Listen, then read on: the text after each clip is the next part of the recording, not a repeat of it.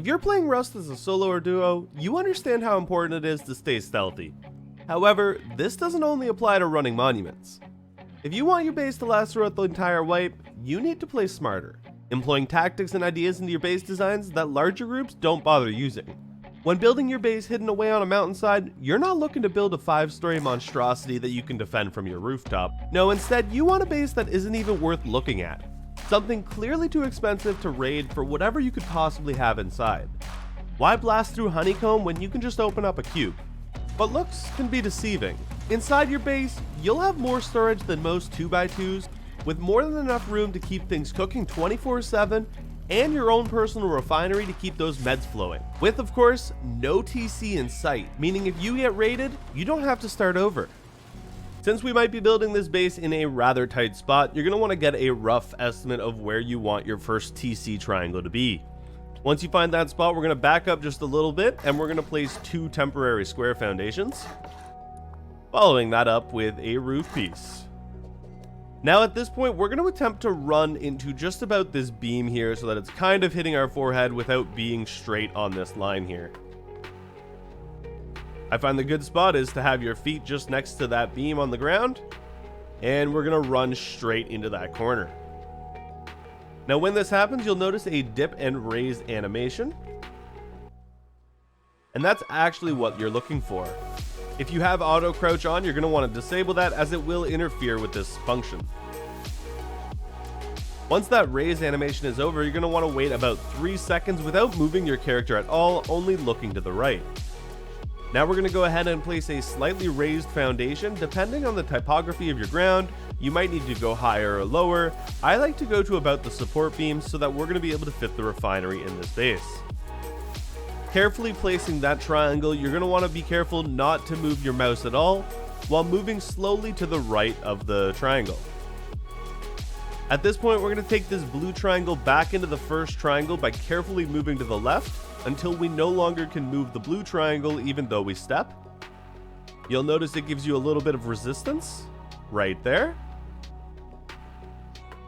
And if this was done correctly, which it'll only work about 1 in every 4 times, you'll be able to place a blue triangle in between them. Now at this point, you're going to want to verify that you do have a height difference, and you can do that simply by placing these 2 walls here, and you'll see that it kind of has an overlap here. Now you are going to have to hammer out this wall using a spear or tool, and then off of this wall, we're actually going to be using it to build a triangle, and then we're going to enclose this area right here real quick. And you'll want to upgrade this to wood or stone, whatever you have available, as quickly as possible. And then we're going to go ahead and place a triangle frame. Once you place that frame, we're going to want to place a half wall above that as well, and upgrade that as well. Now at this point, because I do like to put a furnace in this box as well, we're going to also have to destroy this We're going to have to also destroy this frame, and this wall should remain floating.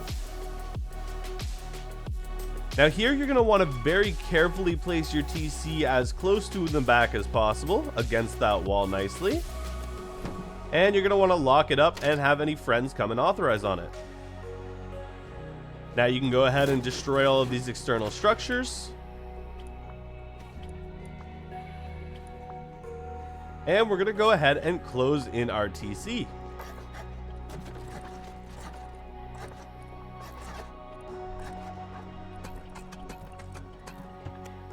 Now, of course, you're going to want to get this fully sealed in, but I recommend waiting until you have furnaces available because it'll give you that extra use of that space and a possible hidden storage mechanic. Now, while you can't lock a furnace, most people wouldn't think to look through a gap, so it can be very useful to store some high value items in that box. Once that's taken care of, we can actually seal this up right now, and you'll notice that there's a gap right there.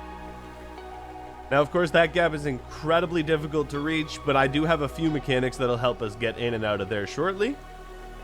And in the meantime, just so that nobody thinks anything's going on, we're going to just have a temporary storage shelf here. Now, I only really use the shelf if I am going to be going offline or AFK, as it's going to help deter the raiders from being able to see that gap is there.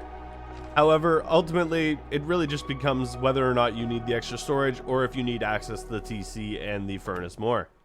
Once you're ready to upgrade your base, we're going to go ahead and start off by placing a square. And we're going to place a temporary square here as well. And then surround everything with triangles. And you can go ahead and upgrade all of the outer pieces. And close it in. Placing a front door parallel to your TC. And you can either close that in with single or double doors, but I do like the double doors as it provides additional airlock measures in case people try to go deep on you. This does help when trying to defend yourself against any door attackers. Now you'll notice that I haven't closed in the roof yet, and I haven't done anything with this foundation. Now this foundation is entirely dependent on if you want a refinery in your base. I personally think that a refinery adds a great option to your base, giving you the ability to constantly manufacture your own fuel, helping you pretty much throughout the entire game. Once you have your refinery placed, we're going to go ahead and build a temporary shelf. Remove that and upgrade that shelf. Next, from underneath, you're going to go ahead and place your double wall frames and upgrade both of those. And you're going to have to place your doors in the exact same way. Both these will give you options for 3 furnaces on each side. However, I do recommend placing your doors first, as otherwise you'll have to pick up the furnace in order to place your doors later. Now we're going to go ahead and handle the upstairs. I honestly don't recommend closing in this base until you have your boxes ready. Those will be double boxes, and you're prepared to take this step. As doing this step with a closed-in base, you're not going to be able to get the maximum storage capacity, as you need your roof open for the placement. We're going to go ahead and place 2 triangles. One here and one here. And then from up here, we're going to go ahead and place our boxes. Now your first boxes, you're going to want to stand on this wall I'm standing on and place it basically as far left as you can, but you can go ahead and place it in the middle if you're having trouble. The key is to slightly ghost that box into the wall I'm stepping on and making sure that it is completely lined up straight. You don't want to be turned at all, so it is very important that you get the placement correct here. And then you're just going to repeat the process for every other box. Be careful, because if you do go too far to the right, you're not going to be able to place anymore. But you could basically take it to the maximum placement.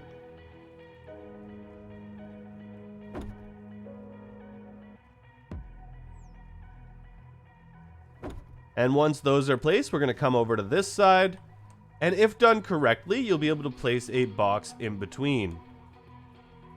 A crosshair can be very helpful for this step, and I don't have mine on, so this is making things a little difficult. Or I might have just messed up placement.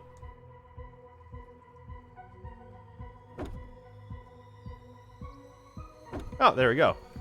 Once that's done, you can go ahead and seal in your roof. I do recommend making sure that you have this wall placement down here. And also put a half wall here. Come back up to the roof, you'll want to make sure that that half wall is upgraded. And we go ahead and seal this in. From the outside, that's just going to appear like honeycomb, and nobody's going to think too much about it. Moving on, we're going to keep our tier 2 in this corner here. You can also have your tier 1 here, and you'll be upgrading and swapping that out as you get them.